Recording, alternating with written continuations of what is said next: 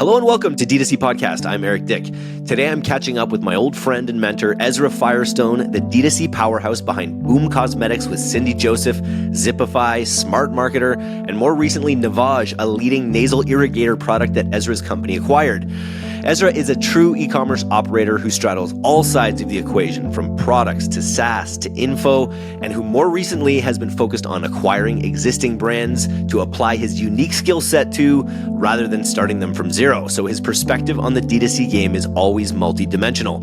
Today's talk dives into his brand's increased focus on proactive SEO and content marketing, the power and longevity of building a personal brand, and the mechanics of buying established brands.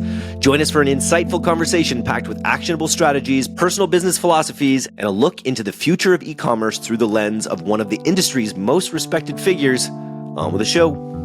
2 ways to win, 1 way to lose. If you're unhappy, you can do 2 things. Change your mind. And this really works. It sounds like foo-foo and all that, but you really can just change your mind and decide, no, I am going to enjoy this. I'm going to invest in this. I'm going to be interested in this. I'm going to ante up interest and enjoy this experience and look for how to do it well.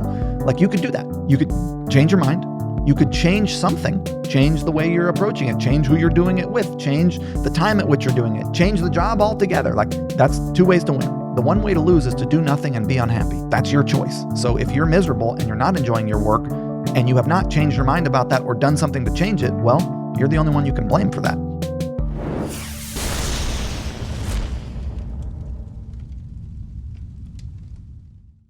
If you haven't yet used Motion, the creative analytics platform used by top Ecom and D2C brands like Fiori, True Classic, The Farmer's Dog, Hexclad, and hundreds more to ship winning ads, here's why you should try it out.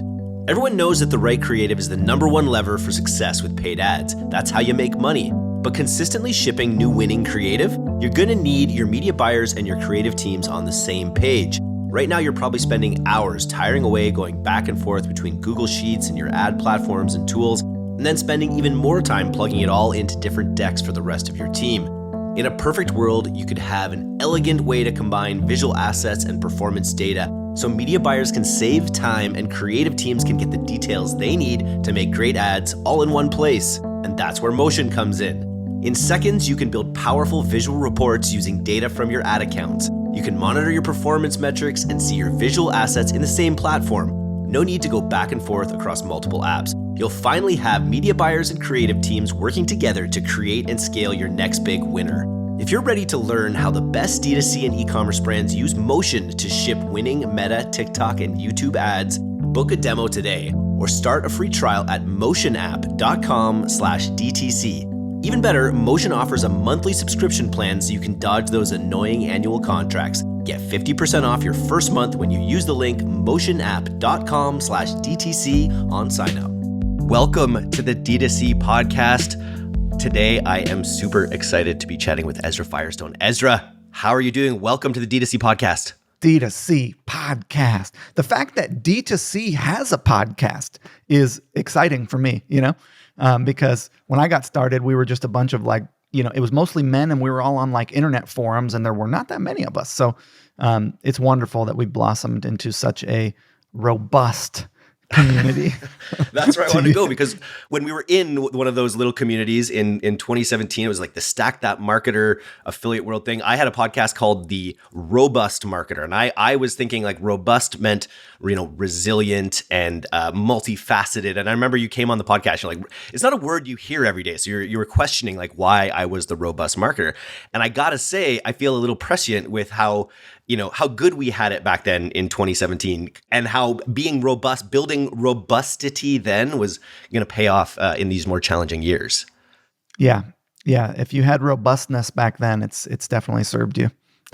100%. And then, so let's dissect this a little bit, because it's better than robustity, which is what I tried to pull off. But it's funny. I did a podcast recently with Houdini. Have you heard of Houdini? This really high-end sportswear brand. They're one of the most conscious brands I've ever talked to, in terms of they seem to be against the idea of mass consumerism in a way. So in this podcast, he was sort of saying, I think you should change the name of your podcast to direct to user, not to direct to consumer. What do you think of you said words matter and it's better to be specific, that most people are using our products rather than consuming them? Fair enough. my products actually do get consumed, right? So there That's are true. consumables, coffee and skincare and, supplements. And there is a lot of, let's say, negative value judgment societally on consumerism for the sake of consumerism. So basically just using and discarding and treating the, world as not important and the natural world is not important. And some of that is happening. And so there's sort of like this pushback against consumerism. I personally do not have an issue with consumption as a word. I think like, hey, yes, we consume. That is what we do. We can do it consciously. We can do it with good intention. We can, plant and tend to our land and our home and our community to make that consumption like work for everyone. But I don't have an issue with the word consumption or with direct to consumer. And I'm pro consumption. I think, hey, consuming is fun. You should do it responsibly and you should do it deliberately. But I think consuming is enjoyable and that everyone does it, and we should not feel shamed about it, but we should do it in a positive way. Love to hear it. And for me, it's always just been this just the people that I continually meet in this space and what I see this opportunity, which hasn't been available to previous generations generally, this ability to have a very low barrier to entry to start a great business, to start thinking in tens of thousands or hundreds of thousands or millions. Like we throw these terms around on Twitter occasionally, but it's good to remind yourself of kind of how unaccessible, if you're not in this space, it might feel to be building a business as significant as the ones that we've been able to build.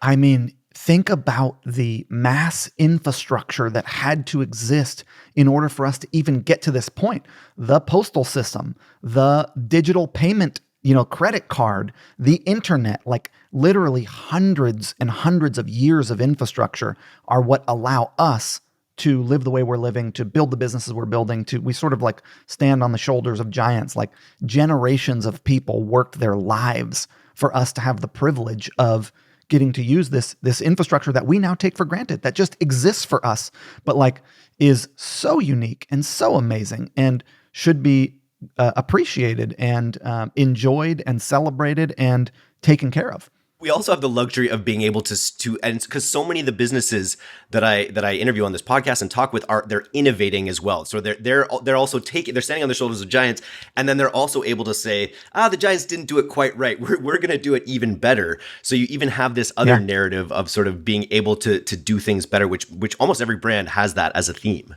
Yeah, and if you are not doing that, if you're not looking to make things better, good luck making it in business today. If you're just another, bum with a blacklight flashlight that every other person and their mom has coming from the same factory in China, it's like, okay, that worked in 2012 and 2013, even all the way up until probably like 2018 or 19 that worked. It does not work anymore. You must add value.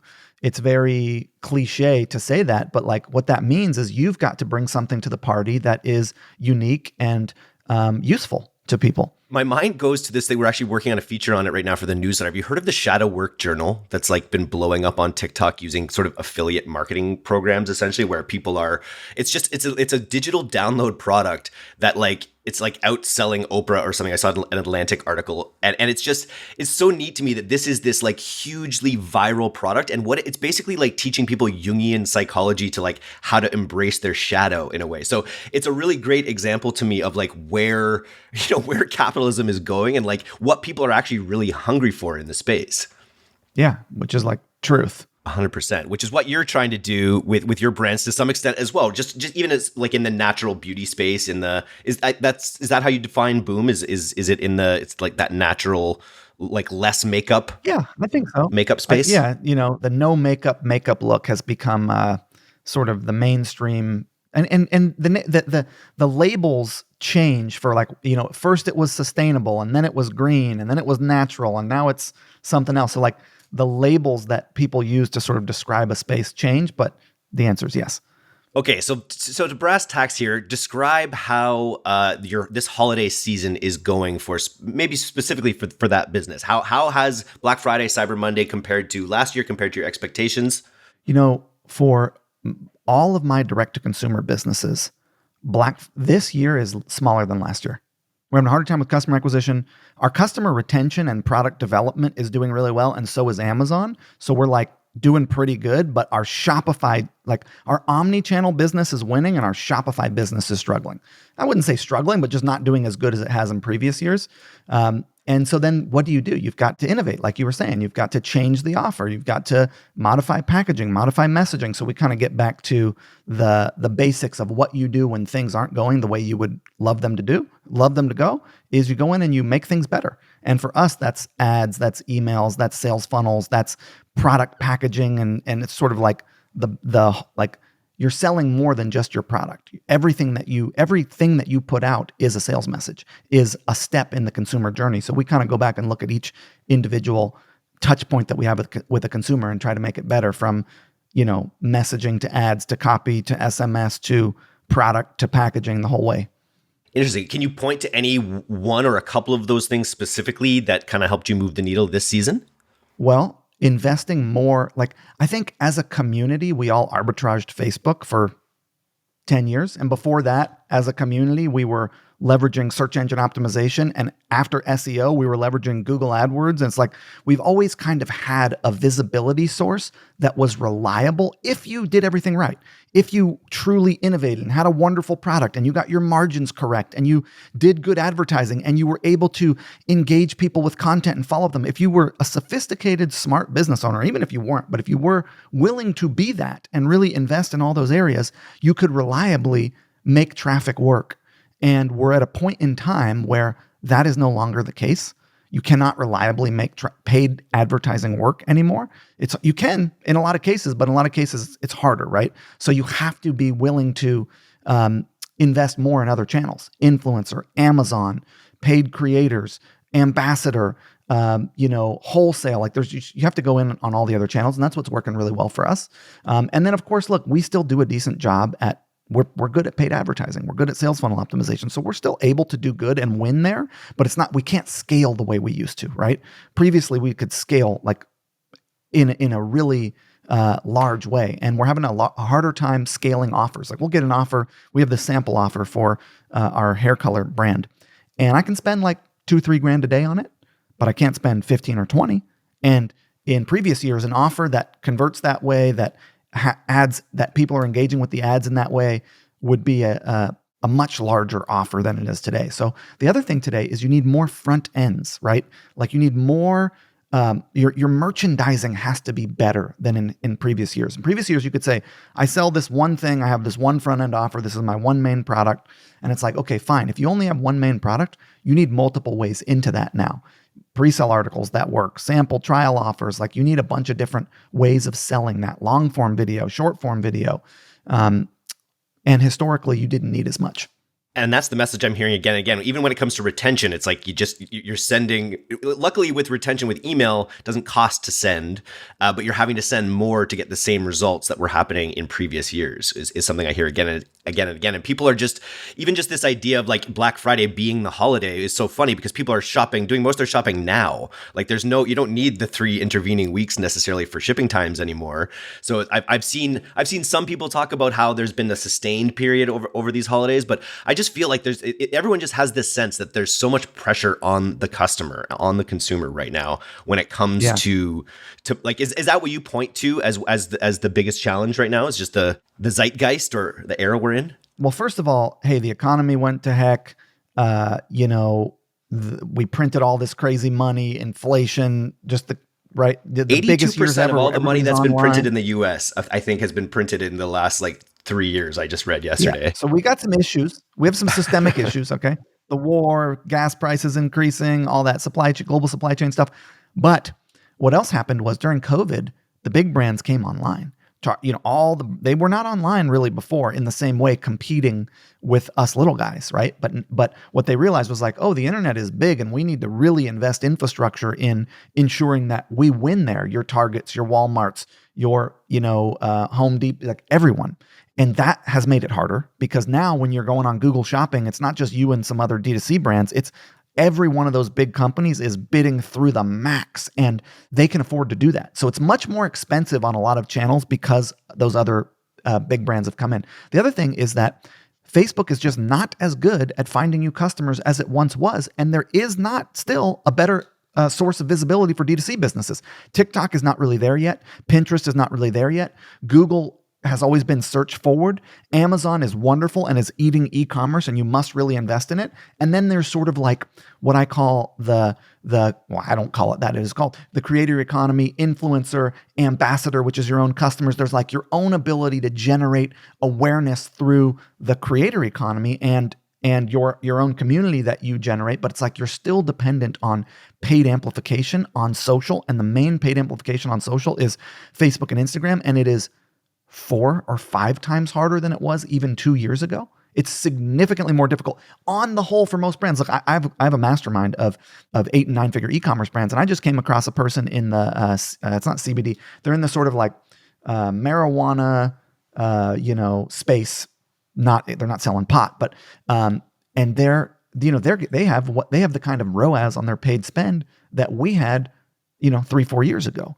But they're in one of these industries that's really hot, that's perfect for a particular kind of ad. And it's like, yes, there are still those. But on the whole, if you were to just like take 300 businesses from 300 different industries and look at them now versus where they were 2 years ago with paid spend on Facebook, their efficiency is so much worse. You used to be able to go out on top of funnel awareness when nobody knew about you, and you could reliably put in $1 and get back $1.50 just at the top of the funnel. Now, At the top of the funnel, for most people, they're putting in $1, getting back $1, which means your break even just on spend. That doesn't account for margin and cost of goods and running the company. So then your remarketing and your loyalty has to be uber efficient, and your ability to scale goes down, right? As the top of the funnel gets less efficient, the ability to scale goes down because the remarketing and loyalty doesn't make up for as much. And you need to be better at retention, right? Because, if you need to be better at retention, which means people who thankfully, we're good at content marketing. It's like what we specialize in.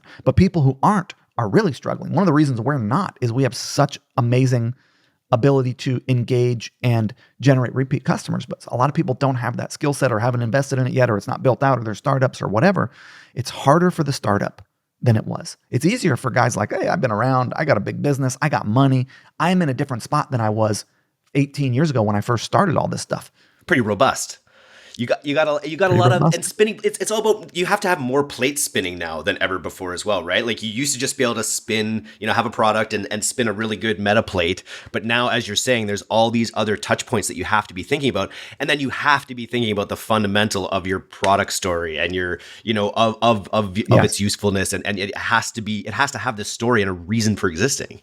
Yeah, and I'm not telling a doom and gloom story here because I still believe it's the best time ever to start a business. I am starting and buying and building many businesses. I think we're still in the early stages of what is available from the internet for entrepreneurship. Like we're still very, very, very early on, and you can still do this. You just cannot be lazy the way, like, dude, let's just call it, this is even 10 years after I started, but like in 2014, I was just slapping items up on Amazon, and it was like they would all work. It was not difficult. And now you need to really, make something good and care about it and put effort into marketing it. And you can still do a really good job. You can still just have a sales video and a landing page and a really wonderful product and do well, but they have to be done well. 100%. You mentioned the shift a little bit from, and I learned AdWords. That's how I came into the business, selling dating networks and Zwinky toolbar downloads on AdWords. And you mentioned this shift obviously to social, but what is the role of SEO like, and how much effort in your D2C businesses are you putting into SEO with all the content you create? So it's one of those things where SEO as a channel didn't matter as much 2 years ago when everything else worked super well. And I come from the SEO world. I'm talking about hub pages and Squidoo lenses and article blog networks and article marketing and, exact match domains and page ranks. Page rank sculpting, Jeremy Schumacher. I remember that guy. But, I'm an OG old school SEO guy. My first e-commerce businesses were built all on the back end of SEO. And so I think there's a bare minimum everyone must do with SEO. Okay. Bare minimum. Okay. Title tags, meta descriptions, keyword density for whatever the keyword that you're trying to optimize that page for, H1s and all that, interlinking on the site properly. So you're sort of sculpting the page rank that is coming through your site in a good way.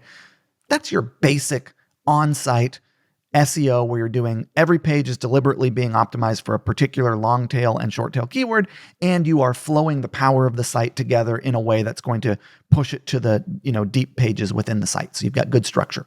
If you're not doing that, then that's like, and you don't have to have a deep understanding of SEO. You can find somebody who understands SEO, but it's like, that's your basic stuff. Now, what I was doing up until a year ago was, hey, one of the things that we're always doing is putting out content, pre-sale articles, blog posts. Like, we're making content all the time for our community. Well, we are also SEO optimizing that content. So we do keyword research. We make sure that that content is relevant for long tail keywords. We put it onto our blog in a good way. We interlink it properly. We send it out to the list, all that, right? So my SEO strategy was just my content marketing strategy that then was SEO'd properly. Well, in today's world, we are doing a little bit more than that. We're back out getting backlinks. I haven't gotten backlinks if you were to tell me 2 years ago, hey dude, in 2 years you're going to be going out and one of the things your business can be doing is trying to get backlinks, I would have laughed because was so over that kind of SEO. But it's like, the way to think about SEO is it's a 401k for your business. You invest in it and you invest in it and you invest in it and you see nothing and you see nothing and you see nothing. And then like 3 to 4 to 5 years down the line, it's paying dividends. And so it's one of those things that you want to consistently invest in. And so now we're like, we use a company called SEO Leverage. This guy, Gert Mellick, I think his name actually might be Hert. I'm not sure how you say it properly, but it's spelled Gert, Gert. But it's definitely not Gert. But that's just the easiest way to say it. So anyways, he's my friend and he's cool. And he does all my stuff and he writes articles for us now. He's doing all kinds of stuff. So we have a true SEO strategy in a way that we didn't, where we're actively out there trying to create SEO instead of having it be a byproduct of our other marketing. I like it. And that's new. Very cool. Do you know if he's using AI or do you know the role that AI is playing in the SEO? I'm not that deep into SEO enough. I mean, I'm just sure leave it to he Gert. is, by the way. Yeah. Leave it. Okay. Yeah, man. I like doing it.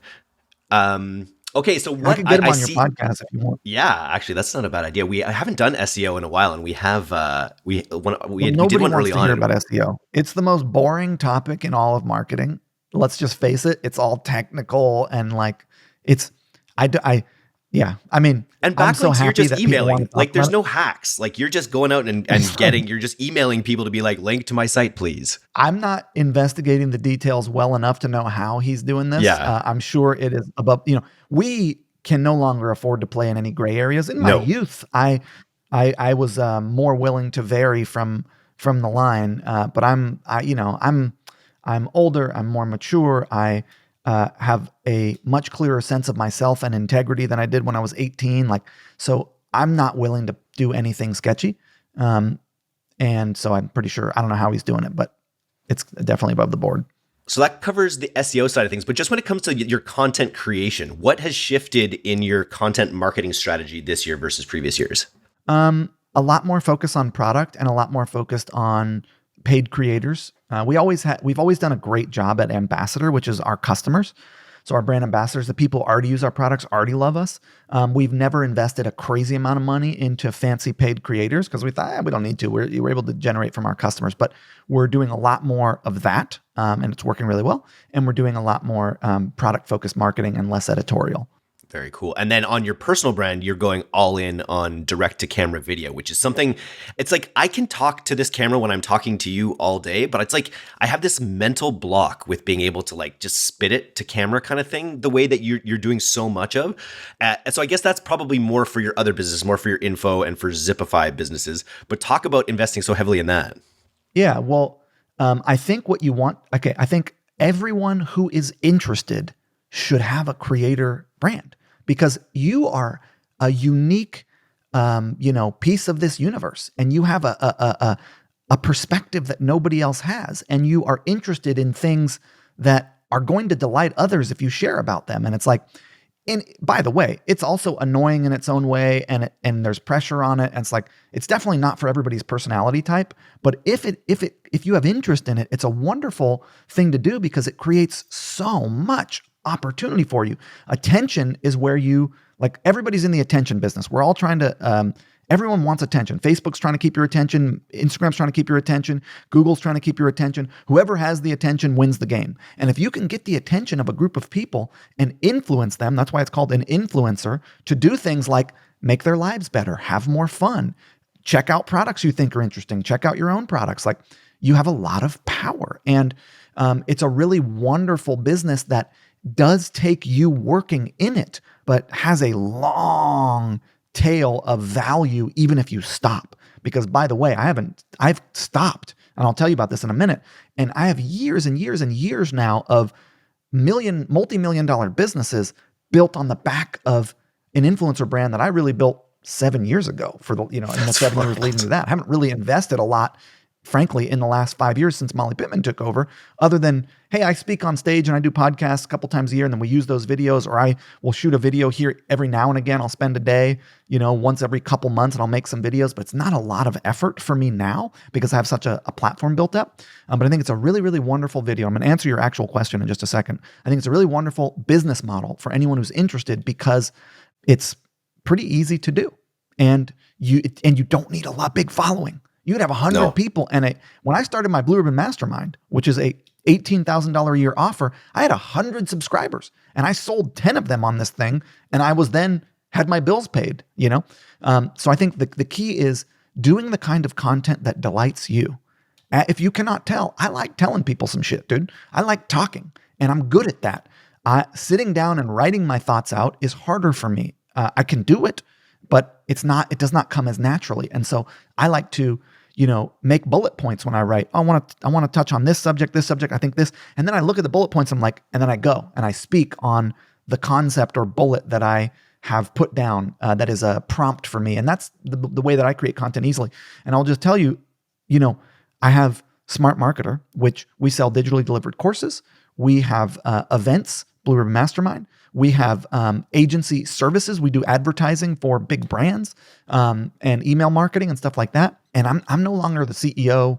I'm not operable. I don't operate in that business. I'm not the CEO. I'm the founder, and I help strategize and I finance it and I do that kind of thing. But I don't actually work in that business day to day.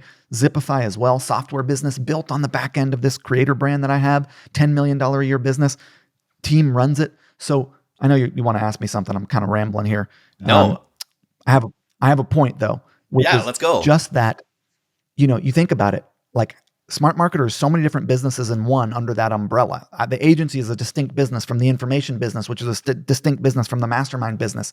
I can sell sponsorship. I promote my own products, but Smart Marketer, we could sell sponsorship. So that's another business model. We have Zipify, which is actually two businesses in one. I've got two software applications. And at Zipify, we do promotion of other people's apps and get paid affiliate commissions and all that kind of stuff. And so much can be grown off the back of just an audience, and you don't need to do a lot. And you just need to be people think the game of influencer brand is quantity, because there's a lot of people out there in our industry who make a lot of stuff and are successful doing it. And they're making 100 videos a day. And it's like, I have a video that I made that was me speaking at an event at my mastermind.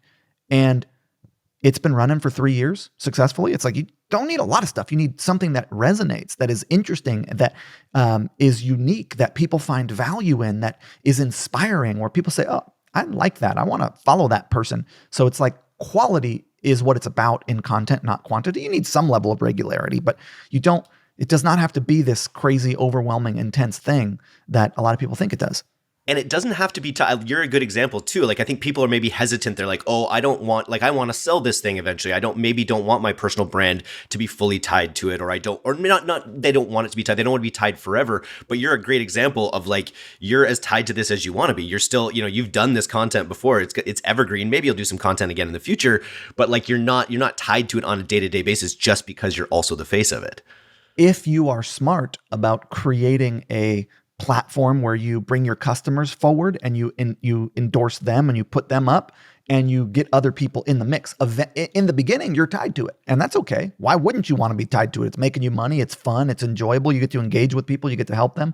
But you look at Smart Marketer, before Molly came along and we built out this whole category of educators and other people, it's like it was all me. And now it's not me at all. But that was a deliberate shift. Boom by Cindy Joseph was Cindy, and then she died and we had to shift. It's like, you can pivot, you can transition, but you got to do it deliberately. If you never do that, and if you don't build the sort of seeds and trail of that over time, it'll be hard. And I think about, you say that the secondary benefits you get as a creator, but it also, I know your mantra is to serve the world unselfishly and profit. And I think back, like, that's how, when I was getting into the space, it was your videos. It was like, I got to meet this guy. I got to have him come speak at my shows. And you just think about the impacts that content like that will have in a spider web out, like that will come back to benefit you in some ways. And in a lot of ways will just benefit you karmically because of the positive impact you've had on people.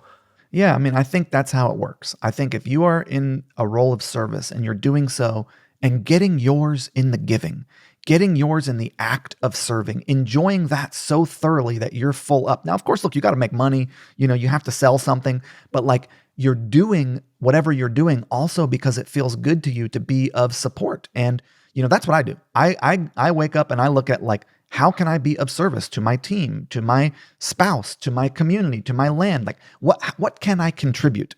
And then while I'm contributing, I enjoy it. I say, wow, it feels so good. I'm so happy I get to contribute. It's like, if you're just doing that, you're going to profit because you're going to feel really good about yourself because you know that you're walking in integrity with your own moral compass and you're serving the world in the best way you can. And then of course you're being smart, obviously you're like setting up stuff, ways for yourself to make money or setting up offers, but like it really does work. I say serve the world unselfishly and profit, not as a prescription to you, but as a description of, I think, how it works. And it's like, it was just saw my friend Oren tweeted the other day just about how what you're searching for is actually probably the work too. Like you think there's this external thing, but it's like what the enjoyment that you get when you're doing good work is kind of the point in a lot of ways. And then everything accrues after that fact. So I enjoy it as well. Yeah, and if you're not enjoying it, good luck. It's like if you're miserable all the time and you don't like what you're doing and you can't change your mind about that. Look, 2 ways to win, 1 way to lose in life, okay? If you're unhappy, you can do 2 things. You can change your mind. And this really works. It sounds like foo-foo and all that. Foo-foo, is that what is it? I don't know. Woo-woo. Airy-fairy? Woo-woo. Woo-woo.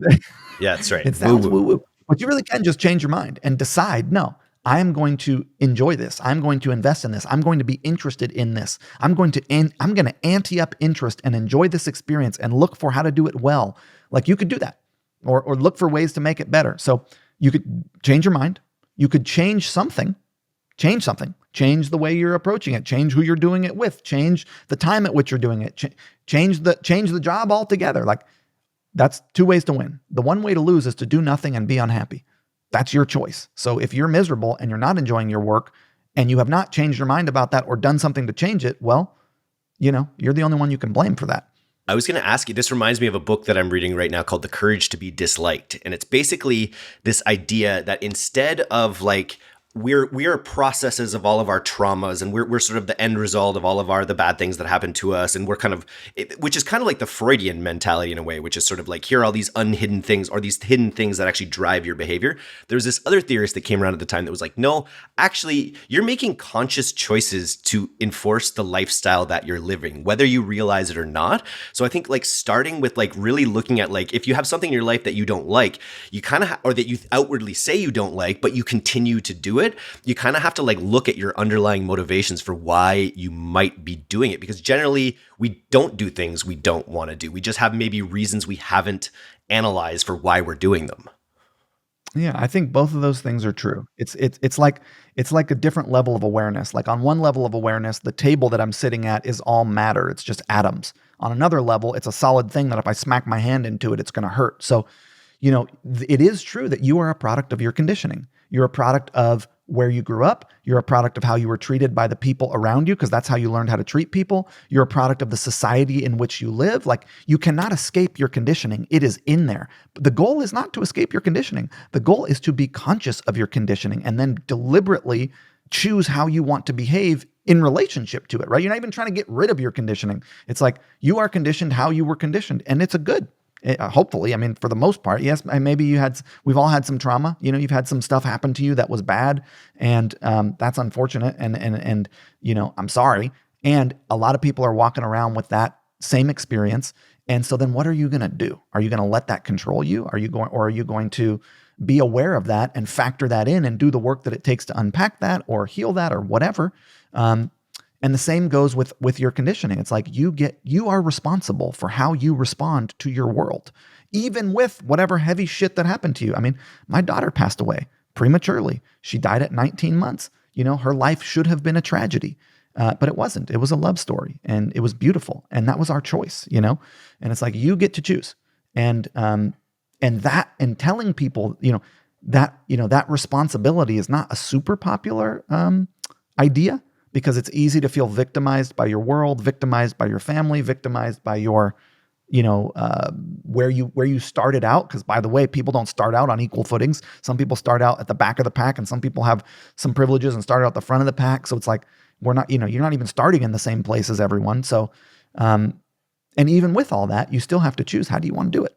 It's the power of story, right? Like, I think we're living these narratives, and you can be empowered by your story, or you can be imprisoned by your story in a lot of ways. And I think it comes down to people's stance on that. So I really appreciate you sharing that. I just can't imagine. It's nice to have help. It's nice to have friends. It's nice to have support. It's nice to have community. In fact, it is pivotal and key to your ability to enjoy your world. We're herding animals. We want to be a part of the group. If you don't have community and friends and a social life, like should the strong word, you might want to consider investing in that, because it's so valuable and feels so good, and also supports you in so many ways. Especially as you get older too. Just like your friends, you hone down to your true friends in a lot of ways, and people tend to people fall off or fall away too. So it's like, it's something you continually invest in, is that social side of things, because as you get older, it gets tougher and tougher. I wanted to ask you, this is kind of a weird one, but I was wondering, are there any, you invest in a lot of businesses, and you own a lot of businesses. Are there any, if you could just wish yourself into owning a business out there, is there either a kind of business or an exact business that you would like to own? Okay, good. Let's hear it. Yeah. So I'm an owner of a brand called Navage. It's a nasal irrigator. It's like a fancy neti pot. We're a really big company. We're in, the best way for people to understand it is an automated, electrically powered neti pot, but that's kind of like selling it short. We're in Best Buy, Walmart, Sam's Club, Costco. We're huge on Amazon. We're building out D2C. It's such a cool and such a fun business, and it's in the electronic space, and there's a consumable element to it. And, it's a business that has been being built over 15 years. Myself and the private equity company that bought into my e-commerce business, we went out and bought this and are operating it. And it is so much fun to use the skills because the scale of this business is much larger than the scale of and how big Boom is. So this is a big business, and it's fun to see all the stuff that we do. As I still consider myself a small business owner, even though Boom and Overtone being like 60 million a year is not small anymore. But I came up as I just bought an Amazon brand for $50,000 that does like a couple $100,000 a year, and that I'm going to grow to like $1 million or $2 and sell. I'm so stoked on that. That's awesome. I still love every scale and size of business, and just really appreciate and enjoy our industry, and love doing this. I love e-commerce. I love product development. I just love the internet marketing. And, but in any case, the point that I'm making is the things that we do as digital marketers that you're doing right here, your content marketing, your podcasting, to apply that to a big business and see how these little hinges that we have in our community can swing these big doors. It's so fun. And so, yeah. How did you identify this product? Navage, I'm Googling here because I do have some sinus issues. How did you identify this as a golden opportunity? I have partners who are, that's their job. They're a private equity company, and what they do is source deals. And, there's a lot of I have a unique, I have a unique advantage over people because I have Smart Marketer and Zipify Audience, which is, 1 million people who have brands who may want to sell them. And every now and again, I'll send an email to my list and say, are you interested in selling your brand? Does it do over $1 million in revenue? Are your margins this? Are you in these kind of spaces? If so, fill out this survey. So I get deal flow that way. I get deal flow through brokerages like Quiet Light Brokerage, who have wonderful deal flow. There's websites, deal flow is actually easy to find if you're looking hard enough, because the people who want to sell brands are out there on all the places that are selling brands. But the thing is, you have to look at a lot of deals. I looked at, before we bought Overtone, which is this semi-permanent color conditioner brand that we bought in 2021, because by the way, building is hard and buying is a lot easier, because when you buy, you have product market fit, you got customers, you got revenue. Yep. It's like you can just make it better.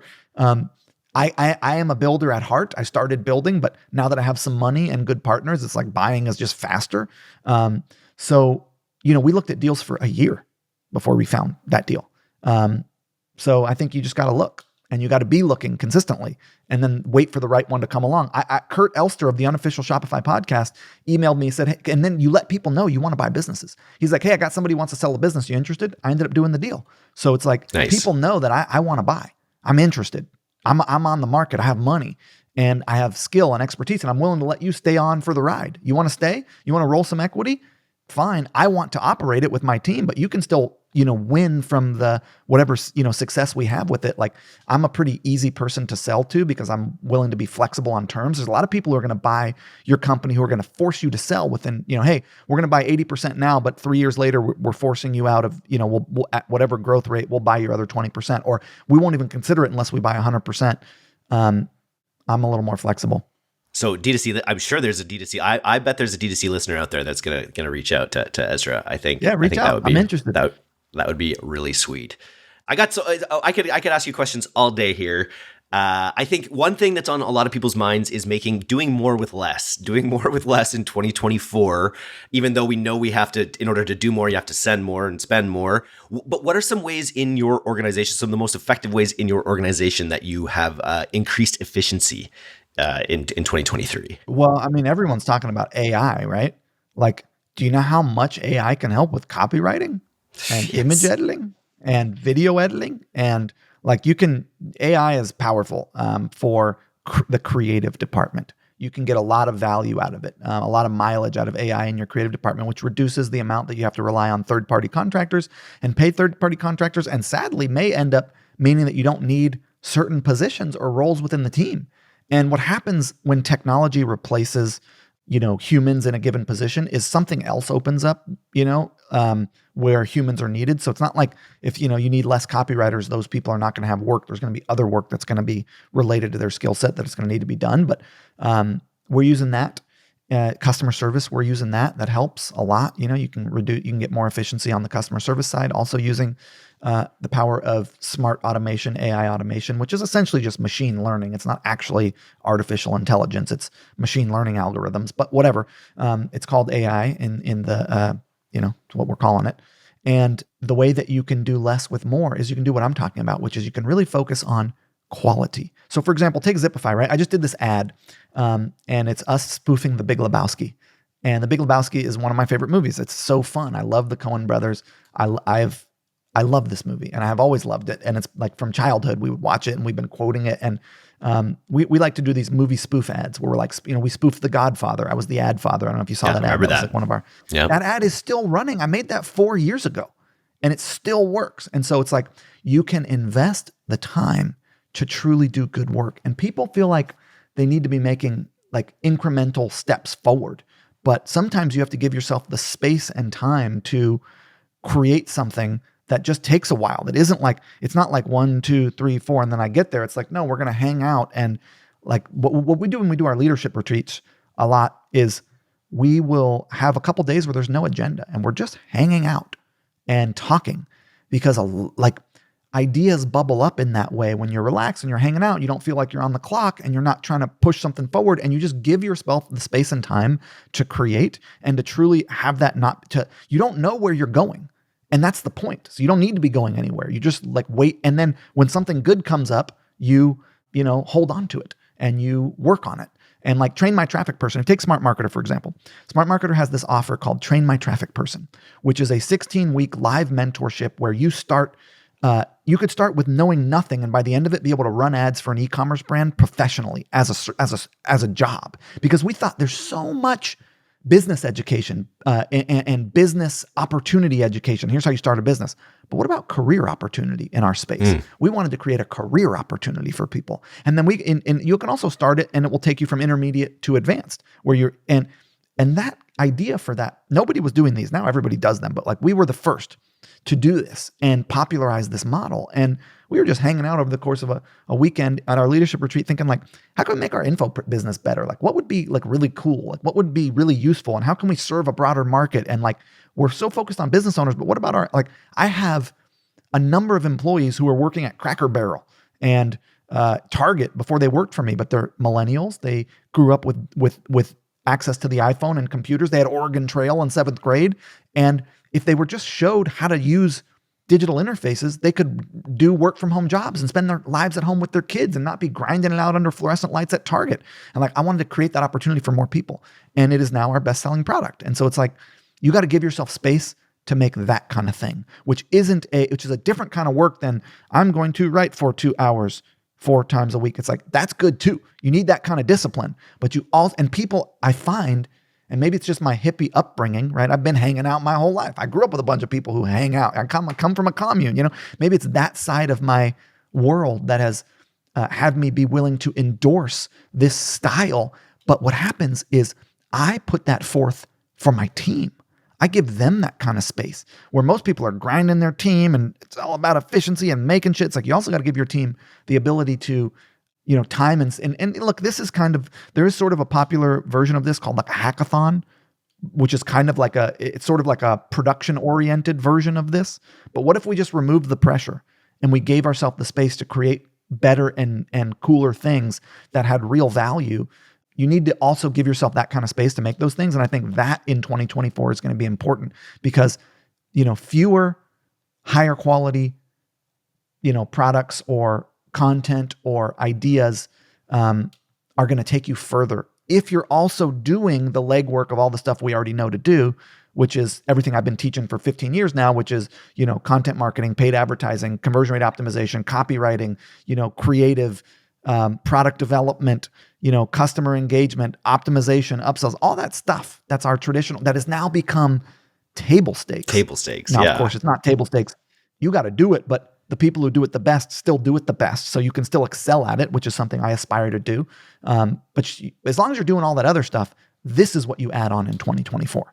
Shots downfield. We used to have an offense that could reliably generate 3-4 yards a carry on meta every time, like clockwork. But you have to take that time to plan those bigger shots downfield now. And I think you always probably should have. And it's something that we're actually at DTC, we now have these quarterly meetings with each of the heads and a quarterly meeting with everyone together. And it's really about that because it's not only like you get all this great idea, but you also kind of get like buy-in and momentum a little bit, because when you're all working in isolation and it's just like if you have an idea, like getting it out there and getting buy-in and getting everyone to be as passionate about it as you might be is so much easier, like in person as a team, to kind of launch things. So I imagine that's part of it as well.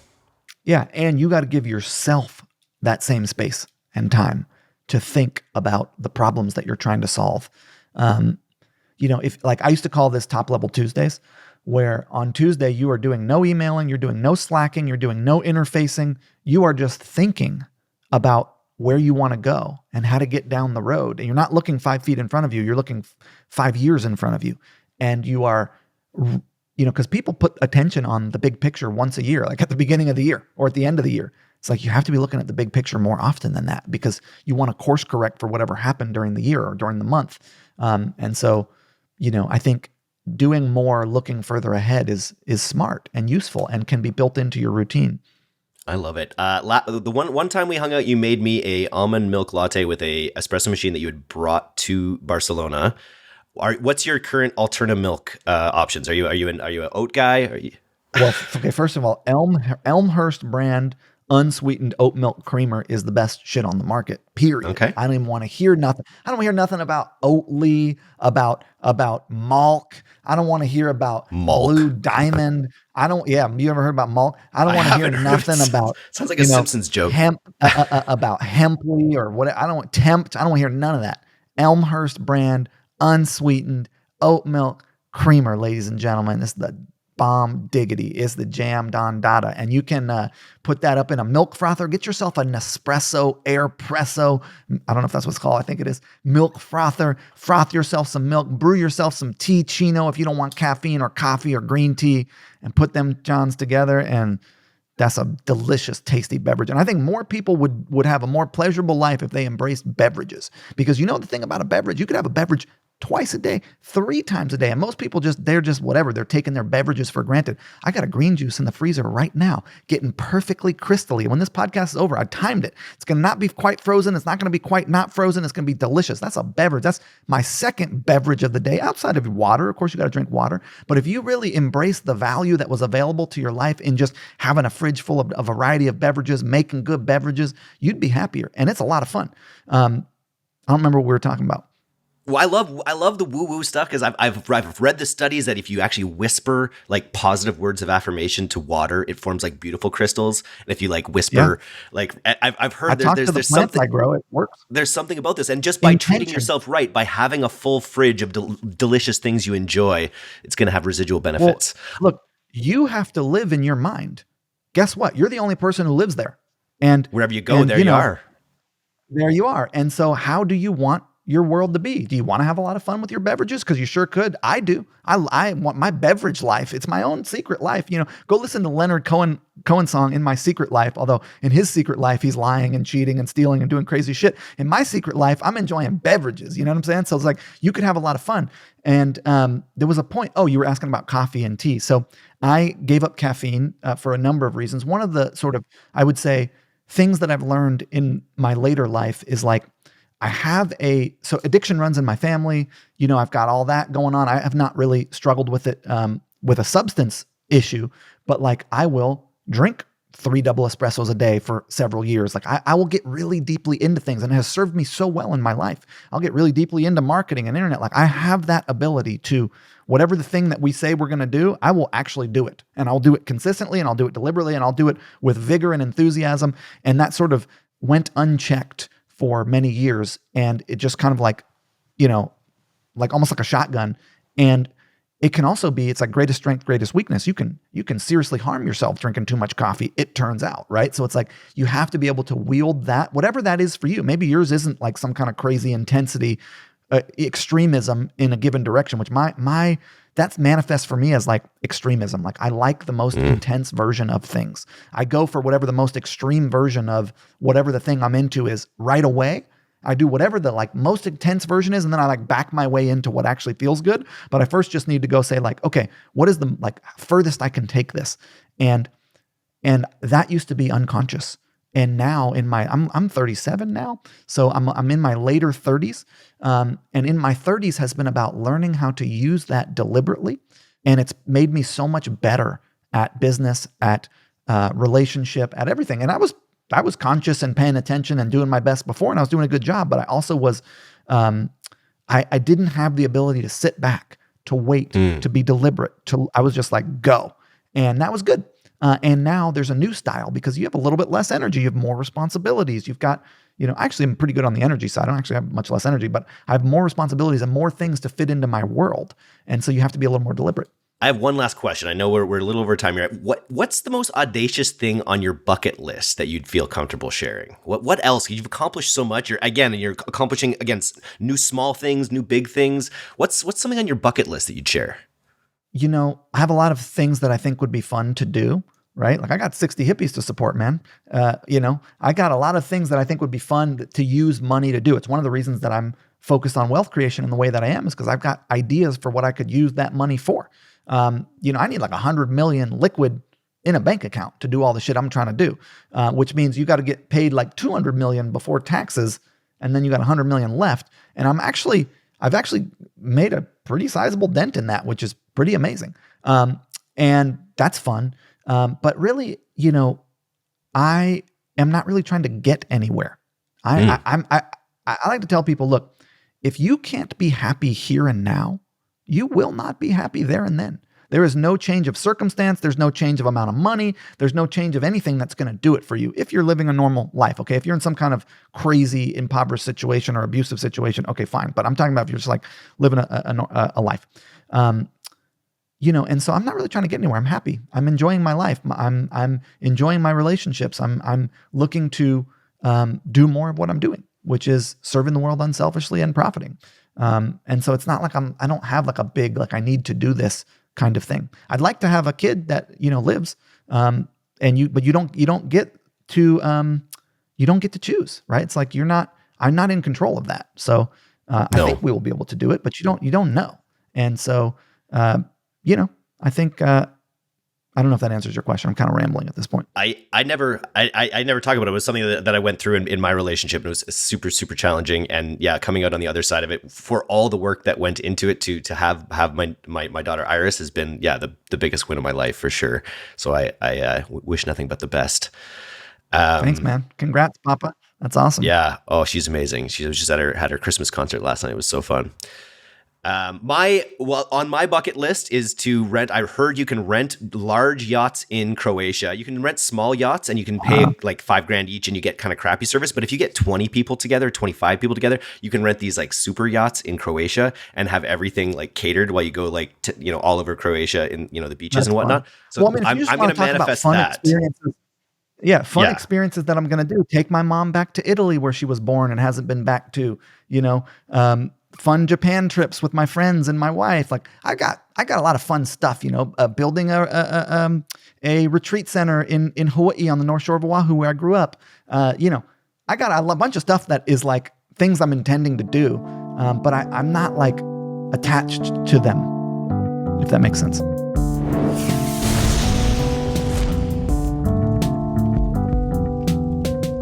Thanks so much for listening to today's episode. If you're not a subscriber to our newsletter, you can do that right now at directtoconsumer.co. I'm Eric Dyck, and this has been the D2C Podcast. We'll see you next time.